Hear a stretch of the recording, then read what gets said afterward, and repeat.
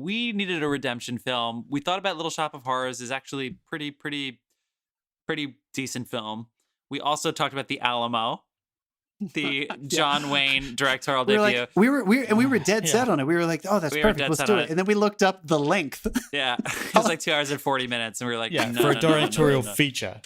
Yeah, for our redemption, our directorial feature redemption segments, I'm not watching a 2 hour and 44-minute movie. I'm just not fucking doing it anymore. We've done it in the past. Chitty Chitty Bang Bang was 2 hours and 25 minutes. It's just never going to happen again. That is a long acid trip. So we chose a nice, tight 1 hour, 25-minute film from 1960, directed by William Castle, who would go on to produce Rosemary's Baby in 1968. He is a contemporary of Roger Corman. The two of them were known for very, very low-budget horror films. They tried to do gags and gimmicks in the theater, as I talked about before, where they would have skeletons and screams live in the theater in the 50s. So 1960 comes along, and he does this film called 13 Ghosts, right? I will say the 13 Ghosts are seen in this film. You will see all of them. They sound just like the aliens from Toy Story. The claw. That's exactly how these ghosts sound in the film. Yeah. He is soon to be outdone by... don't get me wrong. You see them in the first 2 minutes of this film because they sit there and my first impression of this was, God, my terrible. fucking God, they're going to make you go through all 13 of all these. 13? The ghost, And you did! The ghost just comes at you with a... no. And they did it with a number. It's got a little number in the corner. It's like, put a fucking They went football jersey on. 1, 2, and you're like, oh my God, 13 more. You basically, they should just say, everybody count backwards from 100, and then we're going to start. That's basically what they should have done. Yeah. Anyway. You can be late to this movie is what we're saying. Yeah. Castle and Corman kept going while somehow Alfred Hitchcock cracked the code, and then he did Psycho in 1960, and then his films like North by Northwest and Rear Window and stuff, they turned into horror films in the 60s, so they figured out where horror was headed. William Castle was not quite there yet, but this is a horror comedy. It's available for free if you have a Roku device. It's pretty funny. It's pretty short. It's about a family who, you know what, I'll just give you the IMDb here. The short version is, a family inherits what proves to be a haunted house, surprise, surprise, but a special pair of goggles allows them to see their ghostly tormentors. I'm going to say that again. Dum, dum, dum, dum, dum. A special pair of goggles, not glasses, goggles. He spent years on the lenses. Allows to see their ghostly tormentors. And the longer version of this is, reclusive Dr. Zorba has died and left his eerie mansion to his penniless nephew, Cyrus Zorba, and his family. Along with the house, the Zorba family has also inherited the occultist's collection of 13 ghosts. Apparently that's a collection that he has. And his housemate. And his housemate, who we're going to talk more about for sure. So the housemate, who they actually refer to as a witch, ... They refer to as a witch. Yeah. She comes with the house. And there are ghosts in the house that can only be seen through the special goggles. The family members, their lives are at risk. They discover... I'll just say it. This is because this comes like halfway through the movie, but it really is a lifeline for me. It turns out the reason that the house was left for them wasn't the ghosts and the scary and the spooky. It was because there was money hidden in the house that was only meant for the family. That was completely off the books by their now deceased grandfather. I think that's a pretty good gag. I think it's a horror comedy. I don't know how horrible it is. That's a pretty good gag. You said it came in halfway through. That comes in an hour into the fucking movie. There's only 20 minutes left. 2/3 of the way through. Whatever. All right, so Dave loved this film. Why don't we go with John first? John, initial thoughts of this film. You're laughing already. You know, if we watched this together, the three of us, we would have had fun. So let's just preface that by saying. Yeah, I mean, first, just to echo what you said, Dave, like when they started counting down the ghosts at the beginning, I was like, uh-oh. Even before that, the sound effects over like the Columbia label, Columbia Pictures, they were just like, oh, ah, just like screams and ghost noises just happening for no reason. There was some cool, like, bleeding visual stuff that was happening initially, but then it just felt like it was too much. Like it just went too much all the time. This is my big picture takeaway from this movie. Horror movies weren't actually scary yet. And that's okay.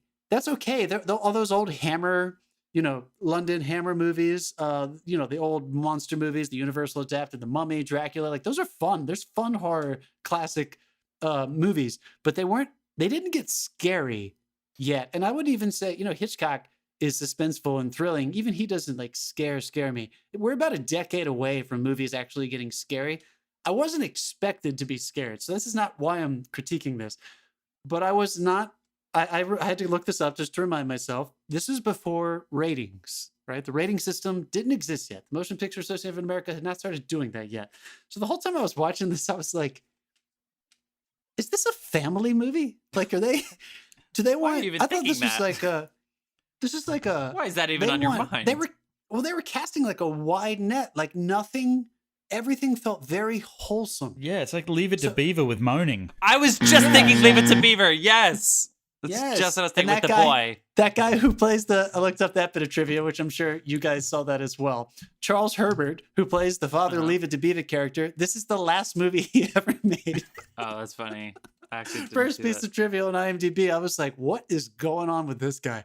There's that one moment where the son asks him, sorry, this is very specific, film fans, but I have to laugh with my two buddies here. His acting was I don't want to pick on this guy. The work was bad. The work was bad. Yeah. There was one moment where the kid's like, yeah, I'll drink. There's one moment where the kid's like, what about the ghost, Dad? Do you think they'll know when we're here? And he has a scene where he's like, son, it's fine. He's like, but what about tonight? And he goes, oh.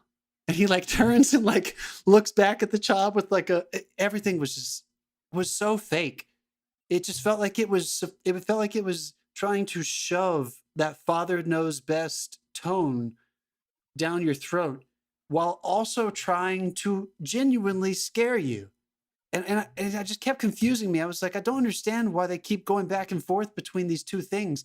If the family, I thought the mother was the best. If the family was more scared, I would be more scared. But they kept, every time they were together as a family, I felt like they were not trying to let us have scary feelings with them. I'm giving this movie a lot of credit. This movie was fucking terrible. But I feel like that was the main problem with it, was that I felt like I was watching two different movies the whole time. Buzz. I don't know. Did you guys feel that way? I still think it's fun for everybody to fucking. We did not expect this movie to be good. So I was definitely watching the one. I was watching the one shit movie the whole time. Okay.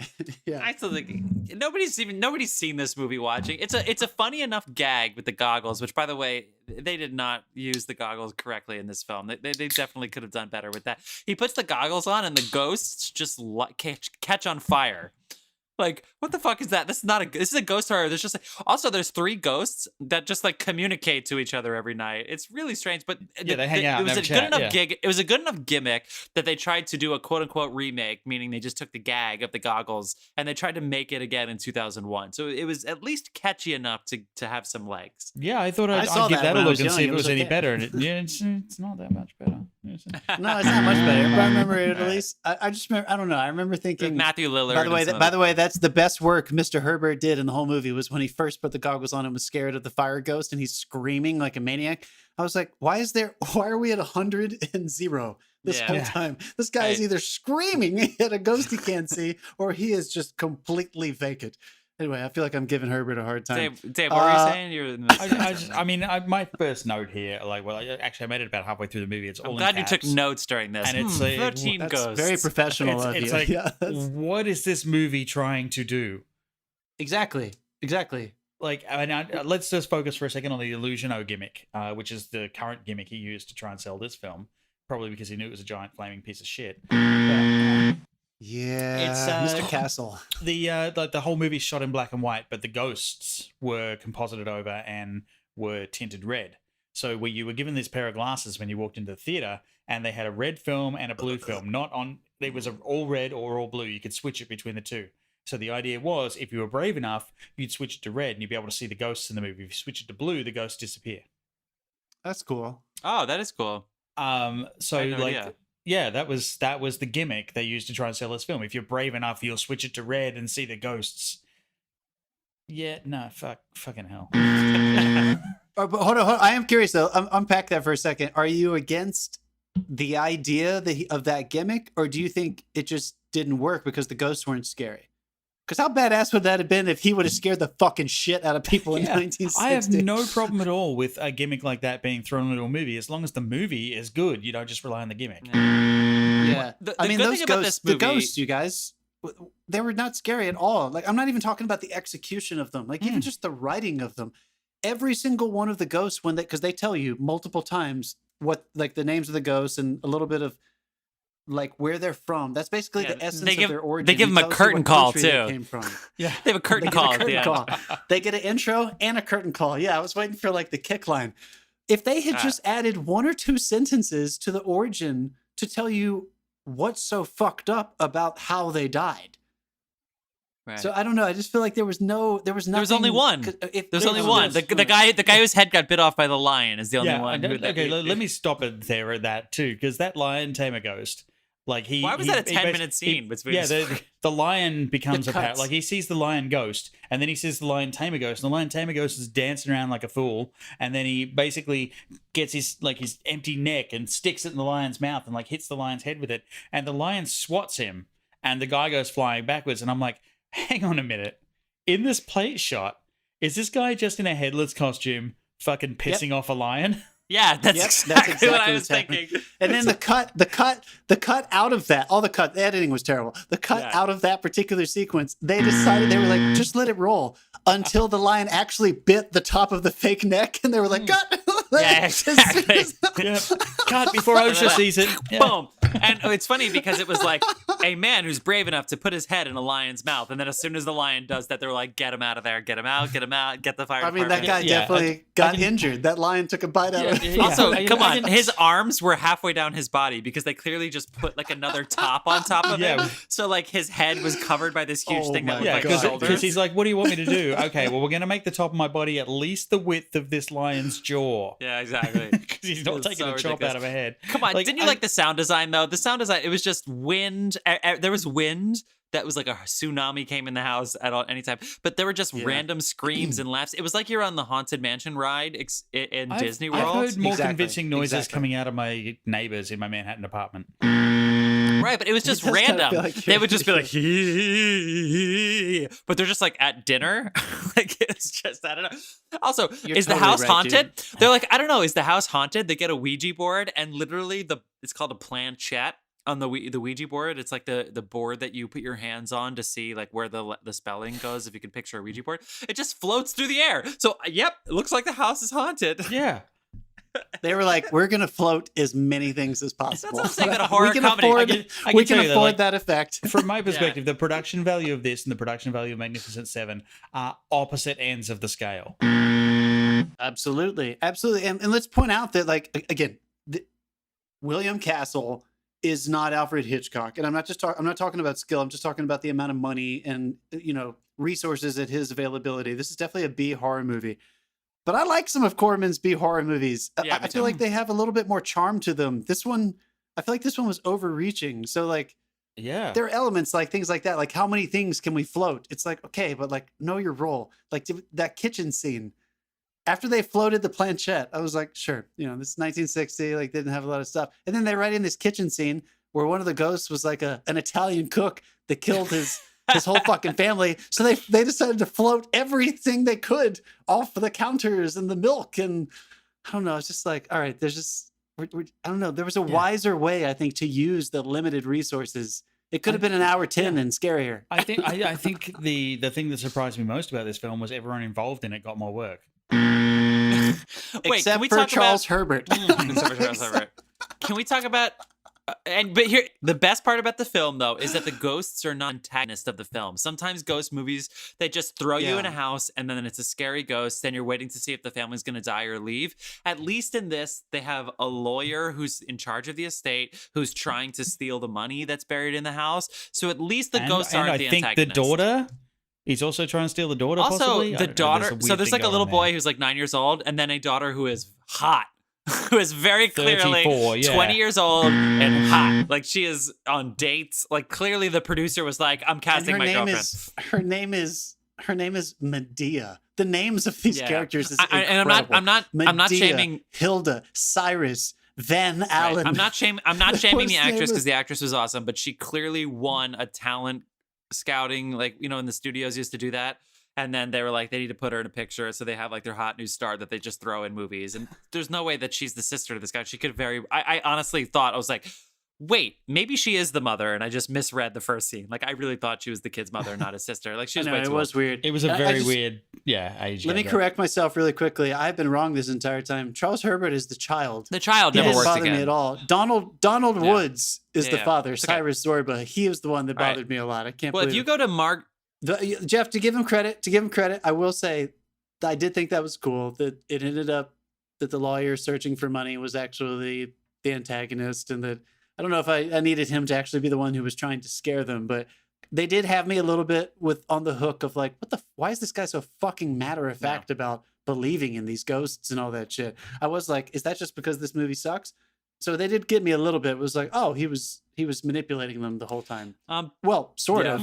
Because let's get there and let's talk about the witch. Okay, let's talk so about if her. you go to Margaret Hamilton's IMDb, that's Margaret Hamilton, number 1 on that list. I'm gonna go ahead and say is the best number 1 you could ever have on your IMDb, which is she is the Wicked Witch from fucking Wizard of Oz. She is the OG Elfie, baby. She is Elfie. She is the Wicked Witch of the West. Dave will tell you a little more about her backstory because he looked it up. He loves Margaret. Dave is a huge number 1 Margaret Hamilton fan. It's why he chose 13 Ghosts. He's got a giant poster of her in his apartment. Number 2. The first thing I see when I wake up in the morning. Not your wife. Number 2. Oh. Number 2 on Margaret Hamilton's You're lucky she doesn't live to listen to IMDb this is podcast. 13 Ghosts. Somehow 13 Ghosts is number 2 on Margaret Hamilton's after The Wicked Witch of the fucking West. And you sit there and you go, what happened in those 21 years between, I just looked it up on IMDb, at least 50 TV movie, like 50 jobs. But this movie, for some reason, she must have owed a favor, or maybe she was a gambler and lost a card game. And so she could have got into a nice, respectable porn or something. A much better porn film out there exists than this. She was called a witch. She is the one she is the lady who worked for the previous owner of the house, the grandfather, and then came with the house, but decided not to tell the family that there's money buried there. She came with the house, and they kept calling her a witch. And then, by the way, I have to spoil it because it's totally worth watching the movie. At the end of the movie, she picks up a broom and stares dead, like down Broadway, right down the lens of the camera. Down the barrel. Right down the barrel. She's holding a broom. She might as well wink and fucking fly off that set. It is the... I thought she did wink. I thought did she not wink? She gave like a she smile. gives like a little nod, yeah. Witch of the West, playing herself. Things have gone bad for Elfie since she left Oz. That has to be the backstory, right? She's actually playing the Wicked Witch. Honestly, this whole movie would have been more interesting if it was from her perspective. Like the housekeeper who used to be his medium, who was involved with him, and has this new family coming in. She was my favorite character, honestly. Well, she was. I think we can sum this up in you've got the first 5 minutes you're meeting the ghosts in a slow zoom towards camera where they're numbered for you for convenience.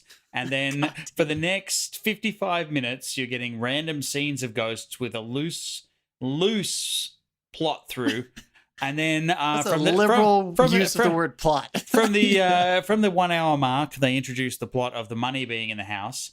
And then at about the 1 hour 15 mark, we're just about there at the end of the film, and like everything's happened, and they suddenly cut to the father sitting there, who proceeds to explain the entire confusing bullshit you've just sat through. Absolutely terrible. There must have been a scene or two because they literally cut right gives you to the it. plot points.